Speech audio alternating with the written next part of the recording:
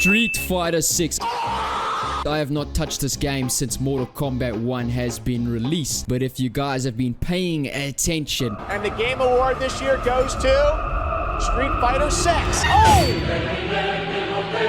Congrats, Capcom. Recently, Street Fighter 6 won Fighting Game of the Year, beating the likes of Mortal Kombat 1. So I thought I would make a video explaining or showcasing why. Now, you personally may think MK1 is better, but the majority consider that a hot take. Now, there has been a lot of criticism for Mortal Kombat 1, specifically microtransactions and the game feeling a little bit unfinished. Wait a minute. But what exactly does Street Fighter 6 have over Mortal Kombat 1? And since I'm here, we can start right here in training mode. Street Fighter 6 training mode is the most comprehensive, best training mode I have ever seen in a fighting game. It has literally everything you could want. So many options. Anything you thought you could do in a training mode or would hope to do in a training mode, it is here in Street Fighter 6. For example, look at the frame advantage bar that Street Fighter 6 gives you. If you're a big nerd into this sort of stuff, the frame advantage, frames, everything, that and that, it gives you everything you need to know. To showcase this even further in training mode, you can actually set it to 50%, where your characters move at a 50% rate. It's a joke. Come on, guys. The video wasn't actually slowed down.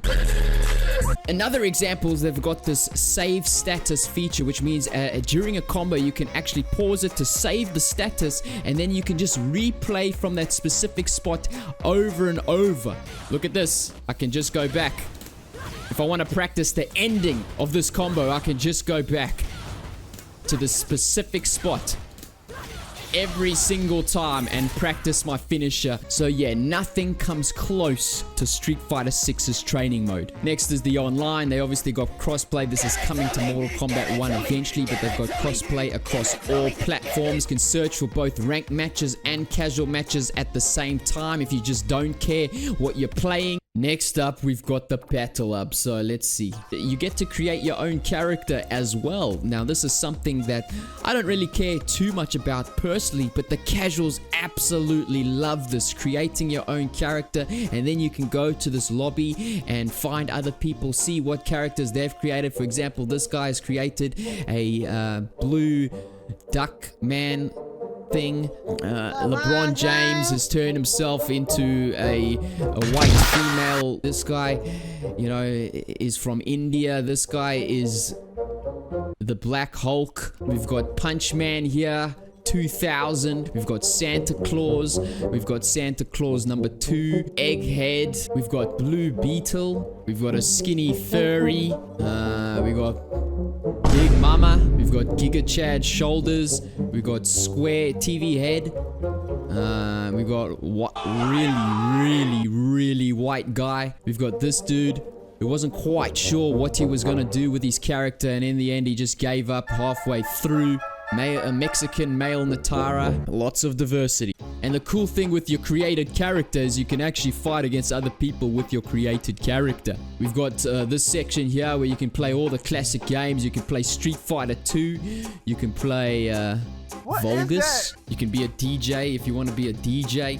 And then they've got their world tour mode, which is basically like their story mode, but it's an open world game, sort of. It's essentially an open world game where you can go around and fight people, level up your character, make your character stronger. There's all these different missions you can do. And this was honestly what I was expecting Mortal Kombat was going to do with their story mode, is kind of turn it into a combination of both the crypt and their story mode, and turn it into like an open world. What is this? Turn it into an open world single player experience. So there's definitely a lot of content available. I'm not going to argue that it's got more single player content than Mortal Kombat 1, but I am simply a Giga Chat. What?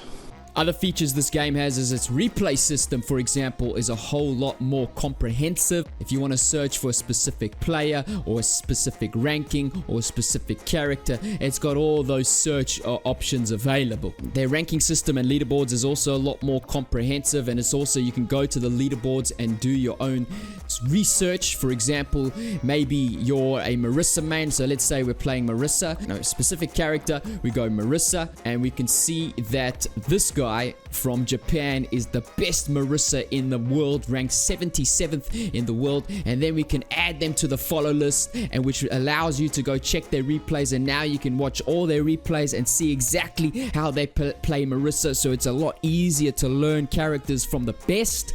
Mortal Kombat also has this feature, but it's just not as comprehensive, I guess. Another thing, they've added this modern control scheme to make it easier for new players or beginner players to just get into the game, jump into the game, and have some fun. So for example, with modern controls, I can just hold one button. So I'm holding one button, and then I'm gonna mash another button, and it automatically does a combo for you. So in summary, for me, Street Fighter 6 has everything you would want for a fighting game. Specifically, if you want to play online like a competitive fighting game, Street Fighter 6 has just got everything you would need. There's just nothing I could think more in terms of playing online that you would want to have. 20 characters. So on release, they only had 18 characters, whereas Mortal Kombat had a lot more characters. So that's one weakness for Street Fighter. They've got a lot less characters. They had 18 on release, whereas Mortal Kombat 1 had 23. Let's see if I can remember these combos.